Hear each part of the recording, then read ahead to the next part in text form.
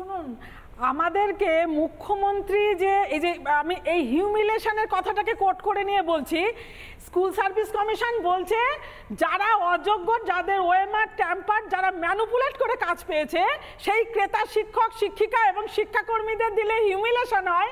আর আমাদেরকে যে প্রত্যেক দিন দিনের পর দিন হিউমিলেট করছে এই সরকারি প্রতিষ্ঠানে বসে। আচ্ছা, মুখ্যমন্ত্রী আমাদেরকে ঘুগনি বিক্রি করতে বলে, মুখ্যমন্ত্রী পাই যে আপনি প্রতিবেদন দেখালেন, উনি 1000 টাকা দিয়ে আমাদেরকে চপ ভাজতে বলে, আমাদের হিউমিলেশন হয় না? না, বাবা মা টাকা পয়সা খরচ করে ধার দেনা করে কষ্ট করে লেখাপড়া করেছে মুড়ি ভাজার জন্য, না? তখন হিউমিলেশন কোথায় থাকে?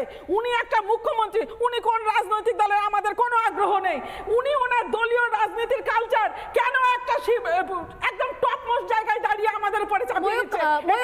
শামীম, ফিরদৌস শামীমও রয়েছেন, অরুণিমাও রয়েছেন এখানে স্টুডিও থেকে।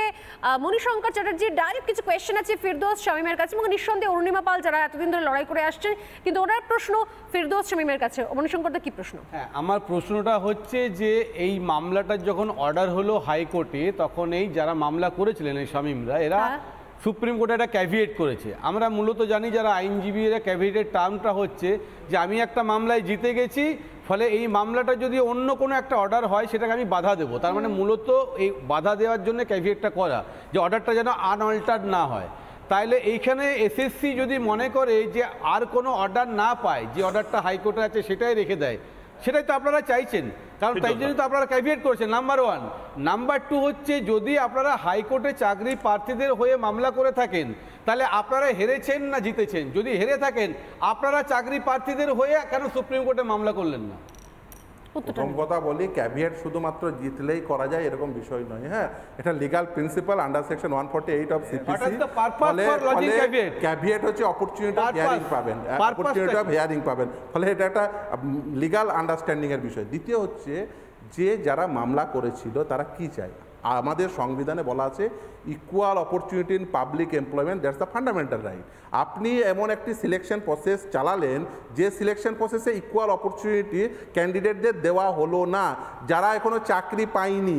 ইভেন এরকম অনেক ক্যান্ডিডেট আছে যারা ইভেন এখনো ইন্টারভিউ ডাক পায়নি, ওই ওএমআর শিট ক্যান্ডিডেটগুলো বাদ গেলে তারা ইন্টারভিউ ডাক পেতে পারে। এরকম অনেক ক্যান্ডিডেট আছে যারা ওয়েট লিস্টেড আছে, তারা প্যানেলে চলে যাবে। এই যদি এই লিস্ট যদি আনঅল্টার্ড থাকে, আপনি যদি বলেন এই লিস্ট আনঅল্টার্ড রেখে দিতে হবে, দেখুন দুরকম প্র্যাকটিস হয়। একটা হচ্ছে থানায় গিয়ে পুলিশের কাছে তেল মেরে বেল নেওয়া, আর একটা হচ্ছে কোর্টে গিয়ে লড়ে বেল নেওয়া। এখন দুটোর মধ্যে পার্থক্য আছে।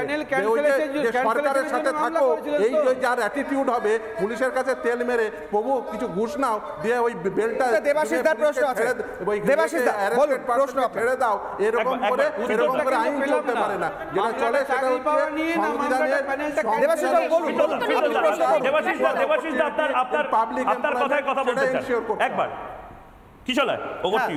ফিরদৌসকে যেটা বলছো, তো সরাসরি ডেলিভারেশনটা যুক্ত। এই যে যোগ্য অযোগ্য সেগ্রিগেশন, এই ইস্যুটা ডিভিশন বেঞ্চেও বারে বারে এসছে। তাহলে একই সংস্থা যখন কলকাতা হাইকোর্টে ডেলিভারেশন হচ্ছে, তখন সে বলছে সে সেগ্রিগেট করতে পারছে না। আজকে সুপ্রিম কোর্টে যখন আলোচনা যাচ্ছে, তখন সে একই সংস্থা বলছে আমরা আজকে করতে পারবো। তাহলে এই ফারাকটা কি করে তৈরি হচ্ছে? 2 নম্বর হচ্ছে যে একটা পরীক্ষা ব্যবস্থায় সংগঠিতভাবে যদি ভিন্ন রকম কিছু অপরাধ না হয়, তাহলে কনসেপচুয়ালি বলছি অযোগ্য বলে একটা কনসেপ্ট ব্যবস্থায় কি করে তৈরি হচ্ছে, এবং যেটা সরকার স্বীকৃতি দিচ্ছে তার মাধ্যমে কি এটা কনফার্ম হচ্ছে না যে এই অযোগ্য কনসেপ্টটা জেনেসিস সরকারিভাবে সিস্টেমের মধ্যে তৈরি হয়েছে? লিগাল পয়েন্ট অফ ভিউ থেকে এই ব্যাপারে কি ধারণা, অভিমত? দেখুন, আমি প্রথমেই বলি যে কথা বলছিলেন না, এই যে ওএমআর শিট, আপনি যোগ্য অযোগ্য আইডেন্টিফাই করবেন কি করে? এই মামলাতে যে ওএমআর শিটটা ধ্বংস করে দিয়েছিল, এটাকে তো এসএসসি ওয়েবসাইটে অ্যাডভার্টাইজ করে বলেনি। এই মামলাকারীরা মামলা করার পরে আমরা মামলা কি জন্য করতে গেছিলাম? আমরা মামলা করতে গেছিলাম এই বলে, যেমন শেতাবের র্যাঙ্ক যা, তার পরের র্যাঙ্কের ব্যক্তি ইনসান, তাকে মুখ্যমন্ত্রী মমতা বন্দ্যোপাধ্যায়ের সঙ্গে আগের লোকসভা ভোটের আগে দেখা গেছিলো এবং সে চাকরি পেয়েছিল। এখন আমরা মামলা করতে গিয়েছিলাম এই বলে যে দেখো আমার পরের র্যাঙ্ক করা ব্যক্তি চাকরি পেয়ে গেছেন, যাকে মুখ্যমন্ত্রীর সঙ্গে দেখা গেছিল। এখন সেই মামলা করতে করতে সিবিআই তদন্তের নির্দেশ হয়, সিবিআই হার্ড ডিস্ক উদ্ধার করে, তখন জানা যায় যে আসলে ওএমআর শিটগুলো এসএসসি ধ্বংস ধ্বংস করে দিয়েছে, ফিজিক্যাল কপিও ধ্বংস করেছে, ডিজিটাল কপিও ধ্বংস করেছে। এখন যে সিলেকশন প্রসেসের ডিজিটাল কপি নেই, যেটা যার ভিত্তিতে আপনি tainted candidate non tainted candidate separate করবেন, আর্টিকেল 12 অথরিটির কাছে তার কোনো কপিই নেই। এসএসসি কে যোগ্য কে অযোগ্য কে আইডেন্টিফাই করে দেবে? আমি আপনি নয়, এসএসসি যদি সেই ইভেন আপনাকে জাস্ট একটা কথা বলে শেষ করব, সেটা হচ্ছে এসএসসি এই আদালতের সামনে কলকাতা হাইকোর্টেও একটা লিস্ট দিয়েছিল। দেখবেন এই যে জাজমেন্টের 204 নম্বর পেজে 240 নম্বর প্যারাগ্রাফে সেই লিস্টে একেবারে হুবহু তুলে দিয়েছেন মহামান্য বিচারপতি। আমরা সেই লিস্ট দেওয়ার পরেও এসএসসি সেই লিস্ট দেওয়ার পরে আমরা দেখেছিলাম একেবারে এসএসসি এবং বোর্ডের দেওয়া তথ্যকেই হাতিয়ার করে আমরা দেখিয়েছিলাম তার একটাই কারণ অযোগ্যদের বাঁচাতে হবে। একটাই প্রশ্ন মণিশঙ্কর বাবুর কাছে, আচ্ছা আপনি বলুন তাহলে মানে আপনি ফিরদৌস স্যারকে বললেন যে যারা পিটিশনার তাদের হয়ে, আচ্ছা যারা অর্থের দিক জন্য পারিনি, এই যে হাজার লক্ষ লক্ষ ছেলে মেয়ে, তাহলে তাদেরকে বঞ্চিত করার কথাটা আপনি কোনোভাবে বলছেন? বরং তো সেই মামলাকারীদের কাছে আমরা কৃতজ্ঞ থাকবো যে কারণে টোটাল এই দুর্নীতি। মণিশঙ্কর দা কি উত্তর দেবেন? সেকেন্ডলি এইটা তো আজকে অর্গানাইজড ক্রিমিনালরাও আমি বলছি যে ক্রাইম করেছে, মানে ওএমআর শিটের যোগ্য অযোগ্যের তালিকাটা দেবে, এটা এখন আমাদের কাছে উঠে আসছে। মামলাটা এতদিন ধরে যখন চলছিল এই জায়গাটা একদম আমি উত্তরটা নিয়ে নিই, স্বর্ণালী উত্তরটা নিয়ে নিই, স্বর্ণালী উত্তরটা নিয়ে নিই একদম। অরুণিমাদি হয়ে গেছে। আমি অরুণিমা প্রশ্ন বুঝেছি, উত্তরটা নিয়ে নিয়ে আমরা এক এক করে উত্তর নিই, তাহলে শুনতে পাবো সবাই। ওএমআর শিটগুলো পাওয়া যাবে কি যাবে না, যোগ্য অযোগ্য প্রার্থীদের তালিকা দেবে কি দেবে না, সেটা আমরা এখন জানছি অর্ডার হওয়ার পরে। এটা তো আগে জানতাম না, নাম্বার 1। এখন আমরা দেখেছি মামলাটা হওয়ার সঙ্গে সঙ্গে পার্থ চট্টোপাধ্যায় যখন অ্যারেস্ট হলো, সমস্ত ডিভাইস এসএসসি অফিস থেকে নিয়ে যাওয়া হলো। এখন আজকে প্রধানমন্ত্রী বলছেন যে এটা আমরা করে দিতে পারি। তাহলে আমার কথা হচ্ছে এই যে ওএমআর শিটের ডিভাইসগুলো কোথাও না কোথাও আছে, বিজেপি এটাকে ক্রেডিট নেওয়ার জন্যে এরা ফেল করলে ওরা দিয়ে দেবে, এই জন্য কি আজ মোদি গ্যারান্টি দিচ্ছে? ফলে কোথাও একটা ডিভাইসগুলো লুকিয়ে রাখা আছে বলে আমার মনে হয়। আমি আসছি তো যদি একটা জিনিস বলতে চাইছেন, যেটা সরাসরি যেহেতু বিজেপির দিকে আঙুল উঠছে, যে সেই সময় যখন পার্থ চট্টোপাধ্যায় অ্যারেস্ট হলেন এবং সমস্ত ডিভাইস সিজ করে নেওয়া হলো, তাহলে এতদিন পর্যন্ত সেটা তাহলে কি হলো? এটা কি ক্রেডিট নেওয়ার কোনো খেলা চলছে? মানুষ বুঝতে চায় না, কিছু মানুষ বুঝেও বুঝতে চায় না। যে বুঝতে পারে না তার মানসিক সুস্থতা কামনা করি, তাকে দোষ দেওয়ার কিছু নেই। দেখো বেসিক জিনিস সিবিআই তদন্ত করছিল, পুরো ইনফরমেশন পায়নি, পুরোটা পায়নি। এসএসসির দায়িত্ব ছিল, হাইকোর্ট বারবার বলেছে তোমরা লিস্ট দাও, এসএসসি লিস্ট দেয়নি। আজকে যখন যোগ্য অযোগ্য এক করে দেওয়া হচ্ছে, যোগ্যদের শিখণ্ডি দাঁড় করিয়ে অযোগ্যদের বাঁচানোর চেষ্টা হচ্ছে, তখন বড় বড় কথা হচ্ছে।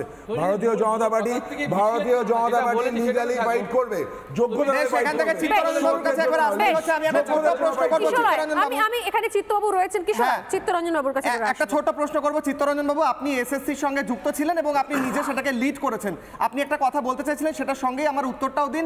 এই মুহূর্তে দাঁড়িয়ে যে কথা বলা হচ্ছে আমরা সেগ্রিগেট করতে পারবো যোগ্য অযোগ্য, সেটা কি সত্যি সম্ভব? আপনি সরাসরি সেই কাজ করেছেন। প্রথম রাজনৈতিক প্রসঙ্গটা আসছি, আপনারা যদি মমতা ব্যানার্জির বিভিন্ন রাজনৈতিক সভাগুলো দেখেন, আমি বিশেষ করে বলতে পারি উনি পরিষ্কার করে বলেছেন আমাদের যদি কোথাও ভুল থাকতো আমাদেরকে যদি ধরিয়ে দিত আমরা সংশোধন করে নিতাম।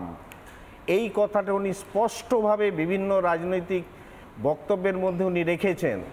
তাহলে কোর্ট যখন বারে বারে সংশোধন কথা বলেছে, ওনার সেই কথাটার মূল্য রইল কই রাজনৈতিক নেত্রী হিসেবে? নাম্বার 1।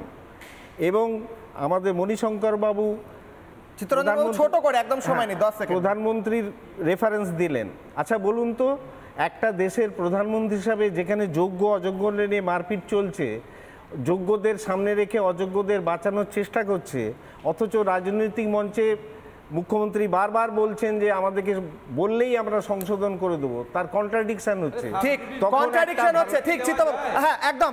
এখান থেকে ময়ূকের কাছে যাবো। ময়ূক, এই মুহূর্তে চিত্তরঞ্জন বাবু স্পষ্ট করলেন যে এখানে একটা কন্ট্রাডিকশন হচ্ছে, মুখ্যমন্ত্রী দুরকম কথা বলছেন, আর সেই কথা থেকেই আমি যাব তোমার কাছে। সেই কন্ট্রাডিকশনের ফলে যে চাকরি প্রার্থী এবং চাকরি হারারও রয়েছেন তারাই কিন্তু ভুগছেন শেষ পর্যন্ত। ময়ূক, কিশোরয় দেখো, আমরা অনেক শব্দ অনেক কথা শুনছি, আমি শুভ্রাংশু শুনছি, প্রত্যেকেই fallacy, contradiction, legal term, IPC সব কিছু শুনছি।